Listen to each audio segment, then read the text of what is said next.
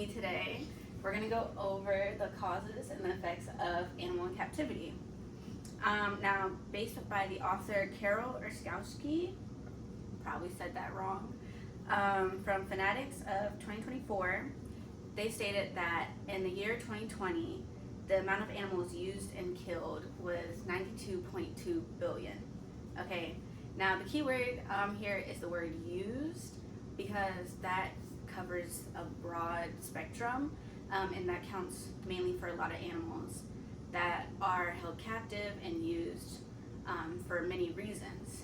So today I'm gonna just tell you all the different reasons that animals are held in captivity, but first I'm gonna give you a brief history, and then I'll tell you the reasons, and then I'll give you the effects of how it affects the animals and us as humans. Okay? So first is history. In our history, animal captivity has a very deep history going back thousands of years. And then from the website by the author Nabila Aziz from Wild Welfare of 2023, they state that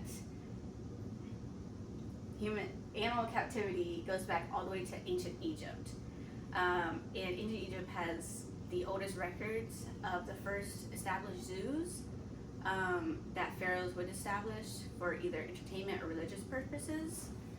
So it also goes back to ancient Roman times, where they would use animals for games and entertainment, for gladiator fights. And then animals were also used for trading. Now if we skip all the way to the 19th century, we have the first Zoological Society of London research facility, and from this point on, animals go from just being used for entertainment to also being studied and used for other purposes. So now we're going to talk about the reasons for animal captivity. Now, animals are used for many reasons, some good, some bad, or both, and these are the main reasons. So first we have conservation efforts, and they specialize in taking endangered animals and basically repopulating them and then releasing them back into the wild. The only downside to this is because most animals that they take are endangered. The gene pool is very small, so they have a lot of gene mutations that can occur. Now, based off the Natural History Museum of 2019, they posted that good example is the black-footed ferret, which was believed to be extinct around the 1980s, but they were able to find them, repopulate them to a decent size, and then release them back. Now, with education and research, so mostly animals are tested on for cosmetics or chemicals. They're also studied to increase their quality of life and make them just better. Now, this does have a lot of downsides because a lot of animals are either neglected or they face a lot of side effects from all the tests, and it can even result in their death. But it does have some good outcomes with medicine quality being increased and just other products. And then rehabilitation focuses on taking injured animals and then nursing them back to health and then releasing them back into the wild. The only downside to this one is that some animals will be injured badly or too affected to go back into the wild. Now, a good example of this is these animals down here. So this is Balu the bear, and then that one is Leo the lion, and then we have Khan the tiger. So all three of them were actually founded in a drug dealer's basement.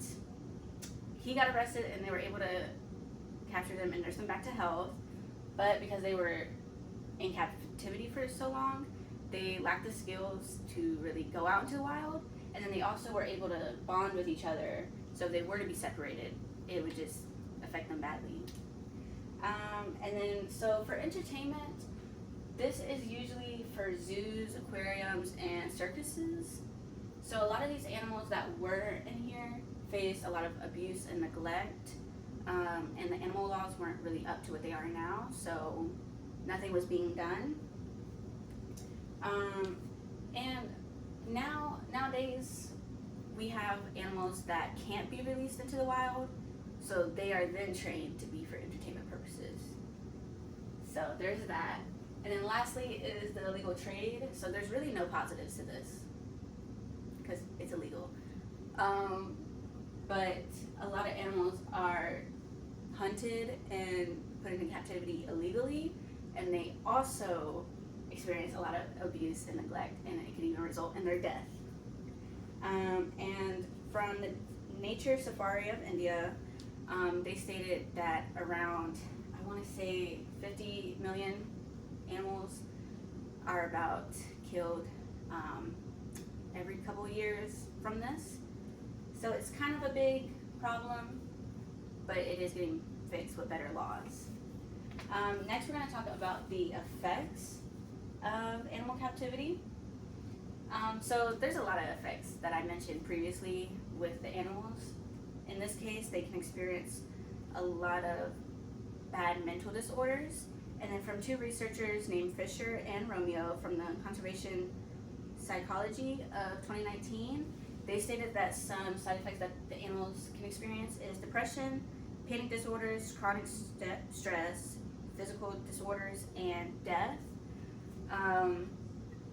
And this can just be from neglect, abuse, or just being in captivity for long periods of time. Now, some good aspects of this is medicine has greatly increased and has improved over the years because of this, and as well as just human quality of life with cosmetics and the products that we use. So, coming to a close with this all, there's a lot of really bad and good effects from animal captivity. It does impact us a lot in our world when it comes to our products, but it also impacts the animals. And there is a very deep history rooted in our society from it. So it's not all bad, but it's not all good. And with that concludes my presentation.